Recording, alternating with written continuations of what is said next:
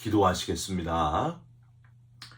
2월 1일 새벽, 오늘도 우리를 깨워주시고 첫 시간을 주님과 함께 시작하게 해주신 것을 감사드립니다.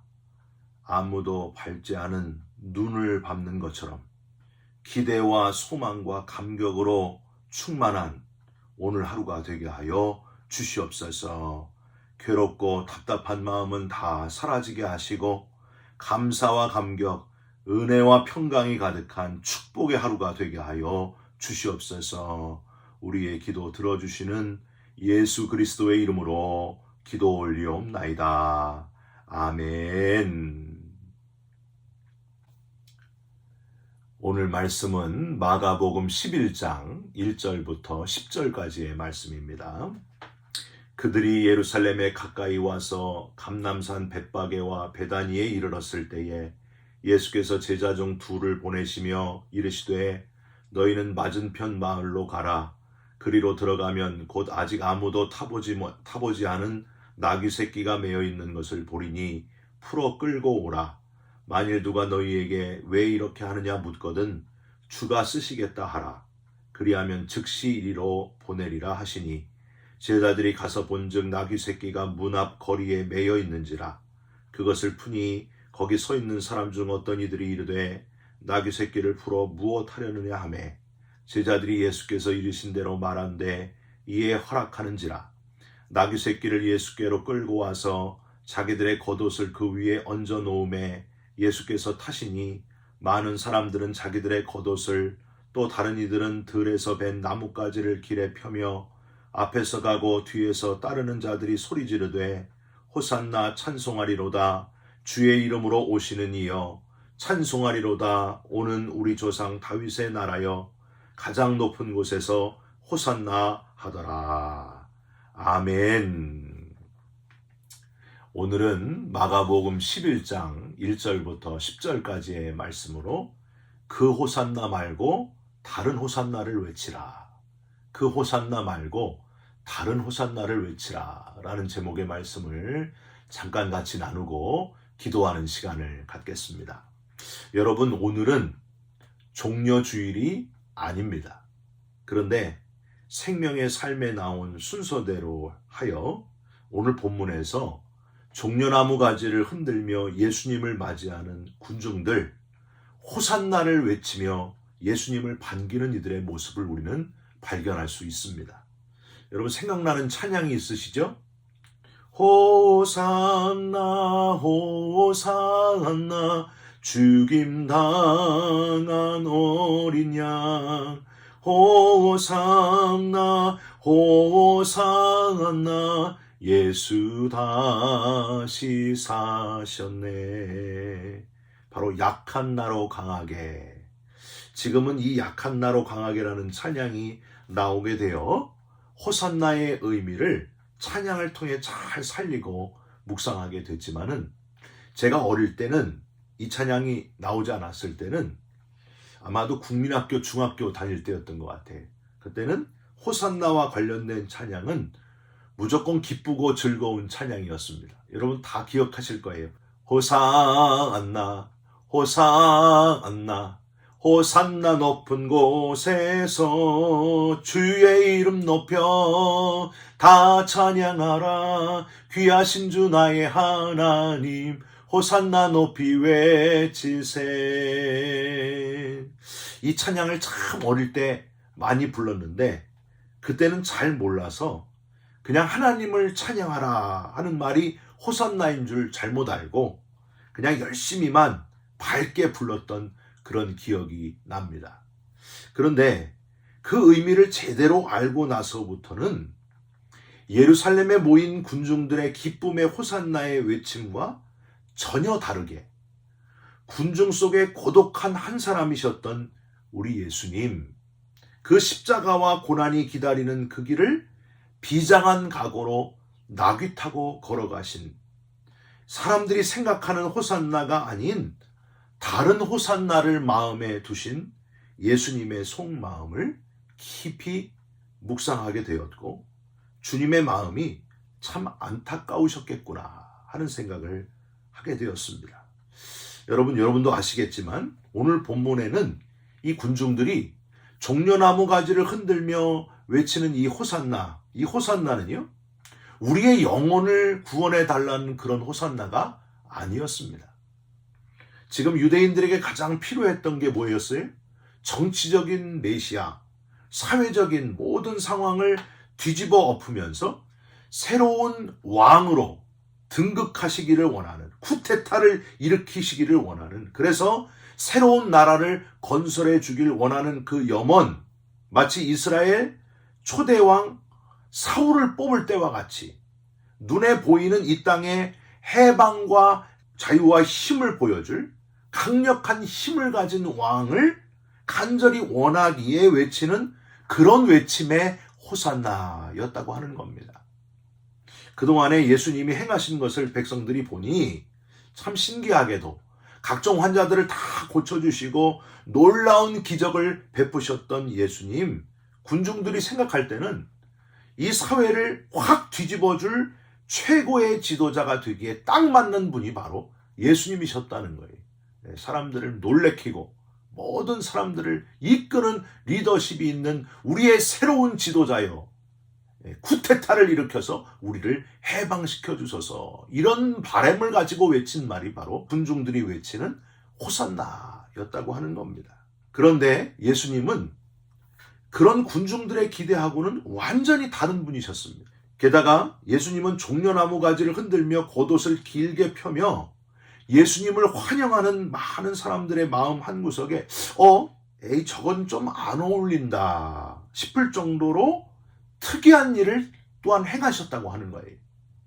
그 특이한 것들이 사실은 영혼 구원을 위해서 십자가 지실 주님을 가장 잘 드러내는 것들이었는데, 사람들은 오직 정치적인 왕을 원했기 때문에 그 특이한 것들의 의미를 제대로 파악하지 못했다고 하는 겁니다.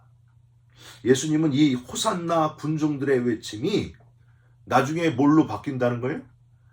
십자가에 못 박아라, 예수를 십자가에 못 박아라, 이렇게 바뀔 것을 이미 알고 계셨습니다.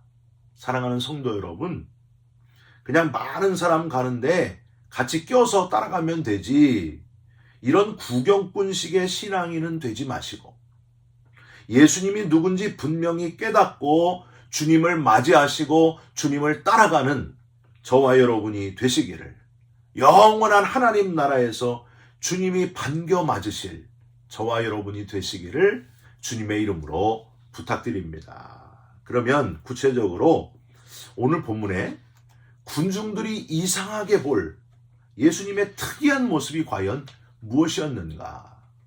사람들이 이해할 수 없는 모습이 무엇이었는가? 첫 번째, 여러분 아시겠지만 나귀 새끼를 타신 예수님의 모습이 참 특이한 모습이었다는 거예요.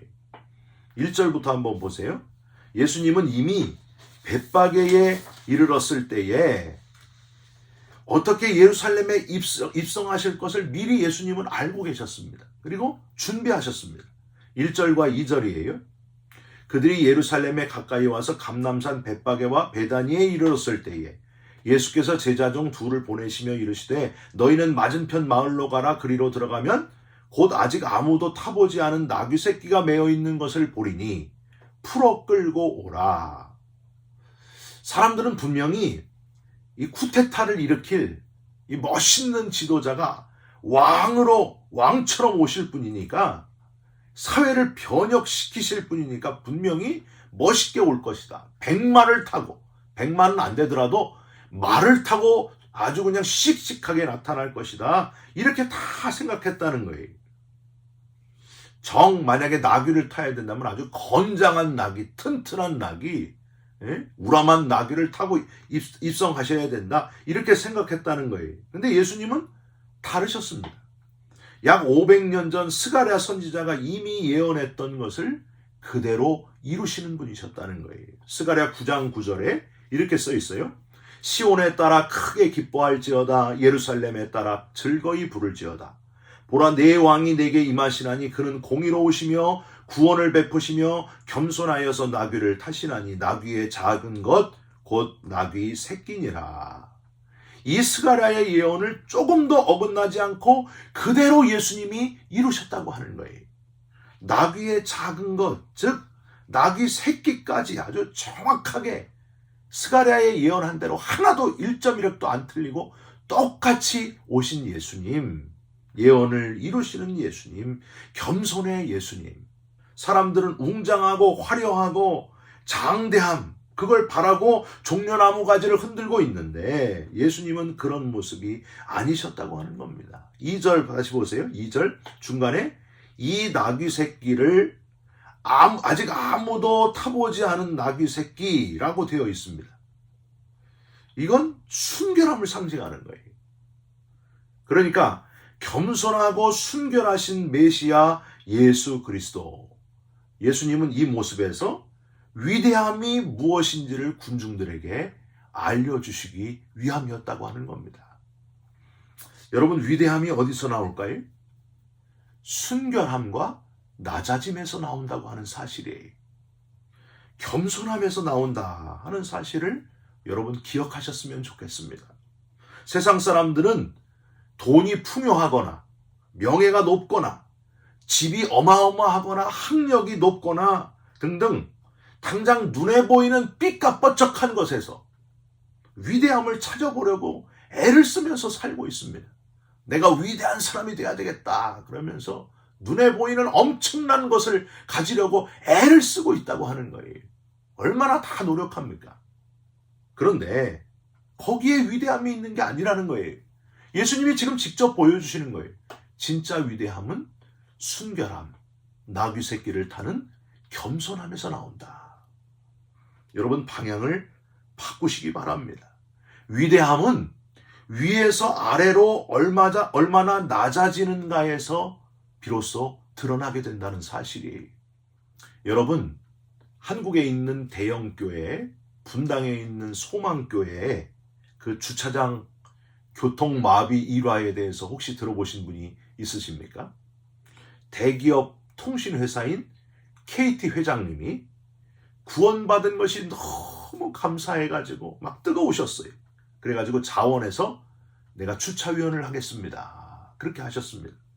열심히 땀 흘리시면서 주차위원으로 회장님이 일을 하셨어요.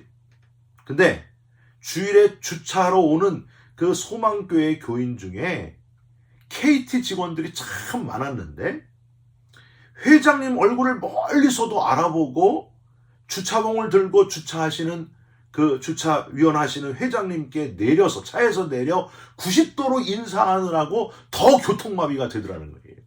회장님께 인사하느라고. 평상시에도 차가 많은데 그 내려서 인사하는 사람들 때문에 더 교통마비가 되더라.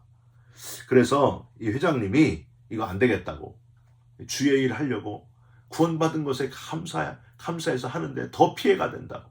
그래서 더 안 보이는 곳 주방에 가서 일하게 해달라고. 그래가지고 주방에 가서 일을 하시게 됐다 하는 이야기가 있습니다. 여러분, 낮아지고 겸손해지는 데서 위대함이 나오는 거예요. 높아지려고 하고 막 짓누르려고 하고 강해지려고 하고 거기서 위대함이 나오는 게 아니라 더 낮아지려고 하고 더 겸손하려고 하는 데서 위대함이 나온다 하는 사실을 기억하시기를 바랍니다. 여러분, 제 어머님이 이런 얘기 하셔요. 아들아, 건강한 교회는 직분이 올라갈수록 더 힘들어져야 건강한 교회가 된다. 교회에서 제일 편한 사람이 누구냐? 새가족이다. 성도님들이 제일 편한 교회가 돼야 된다. 그 다음은 집사님이다. 집사님이 되면 조금 힘들어야 된다. 수고하고 봉사하느라고. 집사님보다 더 힘든 분은 권사님이시다. 집사님보다 배나 더 힘든 일을 해야 되고 겸손해야 되고 낮아져야 되는 분들, 수고해야 되는 분들이 바로 권사님들이다. 장로님이 되면은 사람들이 하기 싫어하는 그 일을 아주 골라서 그거 도맡아서 해야 되는 그런 직분이기 때문에 가장 교회에서 힘든 분들이 바로 장로님들이다. 그렇게 말씀하셨어요. 목사님은 뭐예요, 그러면? 제가 그렇게 어머님께 물어봤더니 목사는 목이 고다지지 말라고 해서 목사고, 목사는 목숨 걸고 일해야 해서 목사다. 이렇게 말씀을 하시더라고요. 예, 이 목숨 걸고 주의 일을 할 수 있을까? 그런 생각을 하게 됩니다. 여러분, 저와 여러분도 나귀 새끼를 타신 예수님, 위대함이 무엇인지를 직접 보여주신 예수님을 묵상하시면서 좀 더 낮아지시고 좀 더 겸손해지시고 남들이 하기 싫어하는 일을 앞장서서 하시면서 위대한 그리스도인들 다 되시기를 주님의 이름으로 부탁드립니다. 구원받은 기쁨으로 인하여 하나밖에 없는 독생자를 보내서 이 죄인을 구원해 주신 그 사랑, 받은 사랑 때문에 그 주님을 닮아서 더 낮아지고 더 겸손해지고 섬김으로 주님을 따라가는 참 그리스도인들이 다 되시기를 주님의 이름으로 부탁드립니다. 두 번째로 특이한 것은 예수님은 기뻐하시지 않았고 제자들이 눈에 보이는 것 때문에 기뻐했다 하는 사실입니다. 여러분, 동일 본문인데요. 오늘 마가복음 11장 1절에서 10절과 동일 본문, 의사여서 그런지 더 꼼꼼하고 자세하게 당시의 상황을 기록한 누가복음, 동일 본문 누가복음 19장 37절에 보시면요, 이렇게 되어 있습니다. 이 대환영식의 현장을 지나서 이렇게 되어 있어요. 이미 감람산 내리막길에 가까이 오심에 제자의 온 무리가 자기들이 본 바 모든 능한 일로 인하여 기뻐하며 큰 소리로 하나님을 찬양하며, 그 다음 38절에는 찬송하리로다 주의 이름으로 오시는 왕이여, 하늘에는 평화요 가장 높은 곳에는 영광이로다, 이렇게 기록이 되어 있습니다. 이렇게 제자들이 기뻐하고 큰 소리로 하나님을 찬양하고 이럴 때에 제자들이 기뻐했다는 거예요. 예수님의 얼굴이 여러분 어떠하셨을까 한번 생각해 보셨습니까? 과연 예수님도 같이 기뻐하셨을까요? 예수님을 주제로 한 만든 영화들을 보면은 이 예루살렘 입성하실 때 예수님이 밝게 다 웃고 있어요. 저는 그렇다고 생각하지 않습니다. 예수님은 지금 죽음을 앞두고 계십니다. 십자가 질 것을 앞두고 계십니다. 사람들이 잘못 외치는 호산나를 보면서 마음이 아프셨을 거예요. 그냥 좋아하지만 않으셨을 거예요. 이 사람들이 다 나를 나중에 십자가에 못 박으라고 할 사람들이다 하면서 마음 아파하셨을 겁니다. 자기들이 원하는 메시아가 아니라 영혼 구원의 메시아로 오신 예수님이신데 이 주님의 마음을 모르는 제자들이 옆에서 그랬을 거예요. 예수님 방금 전에 보셨지 않습니까? 대박이었습니다. 예수님 최고 인기입니다. 짱입니다. 모든 사람들이 얼마나 큰 소리로 예수님을 좋아하는지, 호산나를 외치는지, 호산나 호산나 찬송드립니다. 하늘의 평화입니다. 높은 곳에는 영광입니다. 단지 눈에 보이는 인기의 모습 때문에 기뻐했던 그 제자들의 그 모습에, 연약한 모습에 얼마나 예수님이 가슴을 아파하시고 쓸어내리셨을까요? 이 연약한 놈들아, 그런 마음 아니셨을까요? 예수님은 제자들과 다르셨다는 거예요. 예수님의 모든 메시지는 철저하게 눈에 보이는 것 그 이상의 것에 초점을 맞추시고 있었습니다. 곧 변할 저 호산나를 외치는 사람들의 저 환영의 목소리 곧 변할 것이다.